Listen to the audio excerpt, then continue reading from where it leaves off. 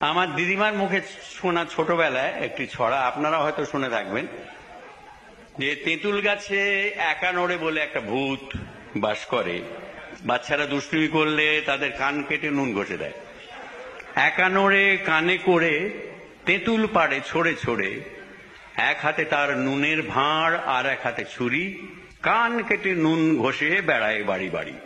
এটি আমার দিদিমার মুখে শোনা। তো বড় হয়ে আমি ভাবলাম, সত্যি যদি একা নড়ে ভূত থাকতো, এত বছর ধরে এত কান যে কাটলো, কানগুলো গেল কোথায়? তো আমি গবেষণা করে লিখলাম, কানপুরেতে একানোরের মস্ত বড় মকান। কানপুরেতে একানোরের মস্ত বড় মকান, হরেক রকম কানের, সেটাই কানোহারির দোকান। মনোহারির দোকান হয় যেমন না, কানোহারির দোকান। হরেক রকম কানের সেটাই কানোহারির দোকান। কান পাতলা সেখানে যায় কিনতে মোটা কান।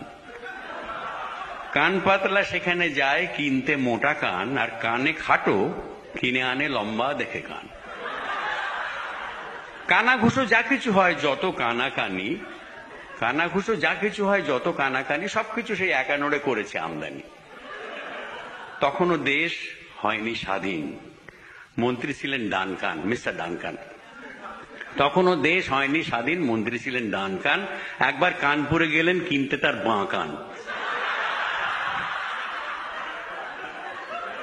একানোরে বললে, দেখুন সময় দিতে হবে, মন্ত্রীর কান আনতে গেলে দিল্লি যেতে হবে।